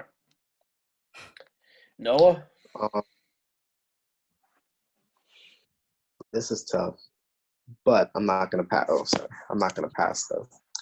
I hope But not. Yeah. Can't pass because I'm still thinking. I'm gonna have to pass it right back to you. You ain't gonna have nobody to pass to. Hey, I'll I pass still to the gotta put Raven. in my yeah, prediction. Oscar still has to go, so there'll just be an alley to Oscar for him to finish. But this is tough. I thought about it, and I was kind of hoping TJ would take a little longer, but it's okay. I mean, do you want me to drone on and say nothing? No, let me No, jump in for me and Noah because it's like Lance Archer either wins the title and he gives them a rite of passage to say, hey, you're one step closer to the title, or you have Cody hold it, who is already god tier in his company because he owns it. And it's basically if you beat the man, you be the man, just without the title. So it's fuck. It's like, what do you do? It's really hard to pick. That's why it's like it can go either way. This is probably the toughest match to call because either way, whoever comes out on top is going to be elevated in the next level of their career. So while Ferrara and Noah gather their thoughts, I was You know what? about to answer. Oh, you were about to? Okay, go ahead. Let go Noah ahead, answer because I think I have my answer. I am honestly going to say Lance Archer. Lance Archer. Okay. I think Cody could take the loss, and I think Lance Archer could be built as the next monster heel if he's not one already. And I think Jake Roberts is just so damn good as a manager. Disgusting and really eerily creepy, but damn good as a manager. And I think that's a powerhouse right there. I think Cody is fine. He could take the loss. I think he can build that story even more, make more of a comeback. I think the comeback story, I think the redemption story would be better suited for when you have fans. I think let Archer win the TNT Championship, run through the middle, the mid card, and when Cody, let him beat him up Cody real bad. Cody be off TV for a couple weeks. Granted, we don't know when this thing is going to end, but start to build that when we do have fans come in again, start building that storyline to where Cody gets that comeback story, that feel good comeback story. I feel like it'd be better if it was fans than without fans. So I give it to Lance right now. Let him run roughshod over the mid card division. All right, so we got 2 for Lance Archer. Ferrari, you want to go or you want to hand this off to me for? Nope, I got it. You got one? Yeah. I'm going to have to be in the same spot that I've been throughout all these predictions and be the opposite. Here's why. We've had like 3 sweeps. but I've been the one that's been the oddball with most of them that aren't. I'm going to say Cody, and here's why. Noah put it best. Lance Archer would need it if they want to make him a monster. And of course he already is. You just need a title to validate it, right? And you got Jake the Snake Roberts, and a title would validate it, yes. But Lance just got here. This is something that's like, yo, the Lion's going to come in and try to stampede on another den. He needs to learn some things quick. And as good as Lance Archer is, I don't think you should get it yet. Cody, though, when it comes to Cody and his losses, Cody's not been doing good on pay-per-views for a while. And especially with his last loss to MJF. And now the MJF is on top and he's fucking dominating all over whoever he faces. That's because of Cody. So I would say Cody, but on 2 conditions. Cody does not hold it for long, as I think he would drop it to Lance Archer sooner or later. He just needs to be the one that's inaugural, just to have it special. And the second reason is, what's the first? 2 conditions, is that he doesn't hold it long, and that it's a fuck finish, and that Tyson is to help him. And if Lance is to win it, then I think Lance does it on account of being a fuck finish and screwing Cody over. Some way, somehow, it's going to be fucked. But I'm hoping that it goes the way that it's Cody first and then Lance Archer. Kind of how it was with the UK Championship in NXT. Because they had, who was it before? It was Tyler Bate as the first champion. Tyler Bate holds it, and Pete Dunne can go on a fucking 600, 2-year reign. 2-year exactly. run, basically. That's what I would want. Let Cody hold it first, make it special, and then Lance Archer can hold it afterwards. And you can look at both of them and say, hey, these two guys right here. That's what made it good. Same thing with Buddy Rogers and Bruno Sammartino with the WWF title back in the 60s. So Cody. Okay, well. That's why. Good news, Ferrari. You're not going to be the only man giving it to Cody on this one. So I'm going to go with Cody because you guys have been making some very strong points. But the one thing I'm going to say about this is that Cody hasn't had the best streak. Not saying he hasn't been on the roll of his life, but I feel like he gives up his spot to help others. And this is kind of the best time, honestly, for him to get a win over for himself. Mm-hmm. But at the same time, this is for the inaugural. This is, you're breaking in a new title. Who better to reign in as your first champion than somebody who's very established? And let's face it, Lance, I'm sorry to disagree with y'all, but, Lance doesn't really need it right now. The title's not going to validate him as a monster. When you have a mouthpiece like Jake Roberts, that's all the validation you really need. Because, Jake's not going to go anywhere if he loses. No, he's going to take Lance. He's going to re-strategize. He's going to go after the championship or even the world title if he wanted to. But as long as Lance has Jake, Lance's career is solid right now. So, and a title, while it might be a good thing to have on him, it's not gonna really elevate him much. While it would have elevated him, it's not gonna take him any further than he already is. So, and again, Cody has done so much for his roster. This is the time for him to put himself over. So I'm giving this one to Cody. And I want to let you know the last time Cody had a pay-per-view win was last year at All Out. At All Out, you're right. He beat Shawn Spears, and then the following pay-per-view was Full Gear, and he lost to Jericho, and it was for the AEW World title. And that was, if he was to lose, he would never challenge for that title again. And he lost on a technical count-out submission, and then lost to MJF at Revolution, which was 3 months ago. Pay-per-view wise, Cody hasn't had the best luck. So this is the time to put. He kind of needs this win. I'll be honest. I'm not hurt that you guys disagree because it really could go either way. I'm not gonna be mad if. Oh no, I'm not gonna be mad either. No, this is one of those matches where it doesn't matter who wins. This is gonna be a great match, and we're rooting for either guy. So this is the one match that I would say I'm on edge because I'm thinking, what if I'm booking this? Everything else is, what, Tony Khan, you want to write a fucking episode and make it good? By all means, you can. You're capable. But I'm like, hey, he's doing better than Vince. How would I book this is what I'm saying. And you know what? Whoever is the winner of this match, you fucking give it to somebody like MJF or Shawn Spears. Let them have a title. And then whoever the outcome is for the world title would be the other guy. When does Darby Allin get a title? Well, Darby Allin gets up there, man.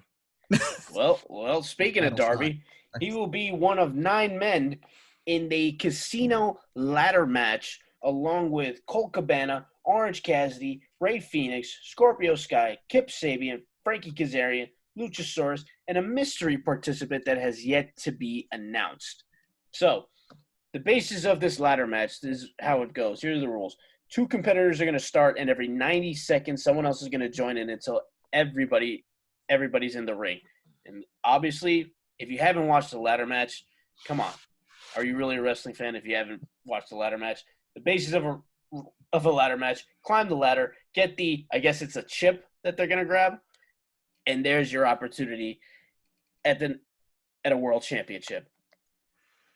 Unless I know who the surprise entrant is, I'm going to say Darby Allin. Colt Cabana would very much be a contender for the TNT title. Orange Cassidy, same thing. If not, he would need some work. Rey Fenix, I I feel like Ray Phoenix is more of a He's in a tag tag team team. with his brother. Ray Phoenix is going to take some time before he becomes, singles competitor. All of, SCU, come on. Scorpio Sky, Frankie Kazarian. Well, I have been seeing a lot, in JD's opinion, that he thinks that Scorpio Sky is kind of the breakout, going to be the breakout guy for SCU. I agree, but I don't think now. Kip Sabian's got work to go. Luchasaurus can really dominate, and Luchasaurus can really put somebody over physical-wise. Because his time will come, too. When that will be, I'm not sure. You got so many good guys here, though, that are capable of holding a title, but it's just when. Yeah. Luchasaurus it's not is really a matter of huge if, guy. but when would be the best time for each of these guys to hold a title? Luchasaurus is a good match for Lance Archer, and they're both very good workers. Both of them motherfuckers are huge. It's just that Luchasaurus wears a mask, so he looks bigger. Is this for a world championship, though? Yes, this is for the world championship. This is the AEW championship. Yeah. So I would definitely say Darby. I will do a top 3. Yeah, let's go. Let's do that. We'll do a top 3 for this match. We'll do a top 3. My number 3 would be Scorpio Sky. My number 2 would be Luchasaurus. My number 1 would be Darby Allin. Okay. I got the same top 3 in a different order. Okay. So I think I would have Darby 3 because I think Darby can go for a world championship, but I see him more as a TNT guy at the moment. Personally. 2, I'd say Luchasaurus because even though he's in tag team, he can easily go singles, and I think he can easily go toe-to-toe with either Mox or Brody Lee or Jericho, even whoever's the champion when he gets it. But I don't know. Something's telling me Scorpio Sky might pull this shit out. You literally flipped my top 3. Literally flipped my top 3. I said the same top in different order. Yep. Okay. Honestly, I don't really see anybody else winning this besides Darby. I don't really have a top 3. No I just top think, 3? Yeah, I don't. You want to throw in really, the mystery participant in there just to at least give you a 2? No, because if it ends up being somebody like fucking Marco Stunt, then I'm gonna fucking blow. We're gonna be Vince McMahon booking here. It's gonna be Mike Tyson. So for me, I truly think it's Darby. He makes the most sense. He's had history with Mox already, or whoever the world champion might be. I think he's an up and comer. I think he's gonna be white hot soon. It makes no sense. Ray's in a tag team. Kip Sabian is not bad. He's okay, but I don't see him winning. Kazarian, I believe, is in that match. Yeah, Kazarian. Yeah. Kazarian, SCU, don't make matter to me. Scorpio Sky, same thing. Like, I don't know. To me, it just seems like Darby is the obvious choice. I don't really see anything else happening. I look at if Kip it's not Sabian. Darby, then I don't know who it is. Yeah, I look at Kip Sabian, and I can't separate him from Sammy Guevara. It's like Sammy's younger brother. I don't know why. It's just like they just kind of remind me. Well, they both have the same kind of style. Just saying, they're both cocky pricks. Just one's British and one's Spanish. I mean, no, Kip Sabian has a girl with him. That's the difference. Yeah. Well, also don't forget they were the first official match for AEW, so don't forget about that. But we're not talking about them. We're talking about the casino ladder match. And you know what? I'm also going to agree with you guys. Darby's becoming a household name now. He's coming into his own. Obviously, he's still got some work to do, but Darby's probably one of the best competitors on this roster, no doubt about it. And Darby's going to be my number 1, no doubt about it. I have a lot of faith in that they're going to do really well with Scorpio Sky if he actually does become the breakout star of SCU. And because I'm not sure, I want to give this to another person who's confirmed in this match, but we don't know who this is. So I'm going to throw the mystery participant as my number 3 because I know it could be anybody on the roster, but keep in mind, I don't think Tony Khan's going to screw us like Vince would. It's not going to be somebody who's already on the roster. This could be opportunity for somebody new on the roster, a surprise debut for anybody, really. Hell, it could be Mike Tyson. Hell, we can get a returning Jeff Cobb for all we know. That's right. Jeff Cobb is the 6th man. He's the lost 6th man of the inner circle. Sort of, but we can get Jeff Cobb. We can get Drew Gulak if they wanted to. the possibilities are endless. So that's going to be my top 3: Darby, Scorpio, and the mystery participant. Okay, I like that. We got one more, don't we? Finally, before we end this off, we're gonna go for the last match, which I hope is the main event. It's the Inner Circle versus Matt Hardy and the Elite in the Stadium Stampede match. Yes, these men are gonna be fighting up and down TIAA Field in Jacksonville, Florida. This is gonna be insane. I think it's got to be the Elite. The Elite? You think they need a collective win as a unit? They don't have that.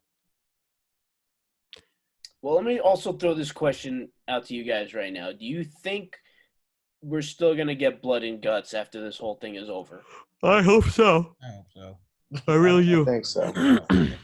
I really do hope so. We need that bad. Partially because we already dropped money for it. Well, aside from the money, But no, money aspect, financial reasons why we want blood and guts back. What? So you guys really think that blood and guts is still gonna happen? I think I feel like it's still gonna happen too. I think they had a huge show planned for it, and I think they want to follow through on it as much as we want them to. Yeah, I guess it's kind of my turn now. So, Ferrar's going with the Elite. I don't agree with Ferraro. I think it's also got to be the Elite because Inner Circle kind of been running house the last couple months. And wait, you said you don't agree with me, but you chose the same team. No. He said he's going to agree with you. Oh, I did say I don't agree. Hey man, don't put words in my mouth. What's wrong with you? Hey man, I can't help. You got to speak clearer. You got to listen clearer. Ooh.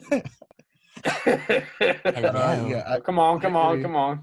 I think it's got to be the Elite because Inner Circle's kind of been running house, and the Elite haven't been doing a whole lot of winning recently. So I think a big win for the Elite and Matt Hardy is in the cards.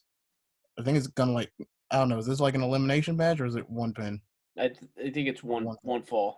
Yeah. I think it's going to be absolutely insane. It's probably going to be like a 40-minute classic, but I think I got to go Elite here. The Elite? Okay, we got 2 for the Elite. Noah? I'm going to continue on that. I think it's the Elite. Wow. However, I do feel like the dissension between the Elite will fester after the match. I think the Elite will win on accident. I think on accident, you say? Like somebody gets super kicked into a pin. Yeah, something of that nature. Like I think it's going to be an on accident win, but I think it's going to cause a little bit more dissension between the Elite. So you still get them that win, still tease the dissension among them, and I think. Well, yeah, I think that's the only 2 reasons. So I think that's pretty much it. That's interesting. Might give him an extra point for that if he's on the money. I would have some good taste tonight, man. That is very interesting. And sorry to say, fellas, looks like I'm going to be the odd man out on this one. I'm going to give this to the Inner Circle. And hear me out for this one, because if Blood and Guts actually does happen, I feel like the Elite need to take that win, because that's going to be like the end all be all of that rivalry between them and the Inner Circle. So for that to happen, I feel like the Inner Circle needs to keep establishing their dominance. Let them run roughhouse all over the roster, all over this whole company. And when it comes down basically to an Armageddon match at Blood and Guts, the Elite is going to get, the big win, get the major pop, and it's just going to be the end all be all of that rivalry. So I'm giving this one to the Inner Circle because of that. And for all we know, if the Inner Circle win, this could be a good moment for Hangman to actually go heel and turn on the Elite, so that by the time Blood and Guts come, we can insert Cody into this match, and it's still 5-on-5. Unless they keep Hangman, do his heel turn after and make it like a 6-on-6 kind of thing. Unless they let Matt Hardy go on his own. But either way, the Inner Circle's got to take this win to keep establishing their dominance, so that the Elite gets the big win at Blood and Guts. See, my only thing with that is it's still uncertain if Blood and Guts is happening. Yeah. So that's really the only problem I have with that one. Well, keep in mind they could let the Elite win on this one and then come back to that rivalry when all this stuff is over and they can do blood and guts. Because it's also not going to be like a one and done kind of rivalry kind of thing. But I'm just saying, if they want to keep this going throughout this whole time we're in quarantine, and then when we're back in big crowds and they're allowed to do blood and guts with the crowd there, it'll be such an amazing pop when you hear that 1, 2, 3, and the Elite are declared the winners. It's easier to manipulate whatever you want because there's no crowd. So you don't have to worry about who hates what. And that's not a problem for AEW. Definitely for WWE, but still. So. Wow. This was this is an interesting This is a shitload. Oh yeah. That's a lot of stuff. That's a lot of stuff to take in. A lot of stuff we're gonna be excited about come Double or Nothing. And this is just gonna be an all around great pay-per-view. I don't care what happens with this. I don't care what shitty review comes out for this. This is going to be a great pay-per-view. And it's just gonna be a great night all around. But thank you guys so much. This has been episode 3 of the Good Shit Podcast. We're tired, we're exhausted, and we're gonna end this off right now. I'm Oscar Cifuentes. I'm DJ DSPN Sutherland. I'm Noah Griffith. And I'm Anthony Farrar. This has been the Good Shit Podcast. Follow us on Instagram at Good Shit Podcast NY. Catch us on Facebook, Good Shit Podcast. And we will see you guys next week. Take care.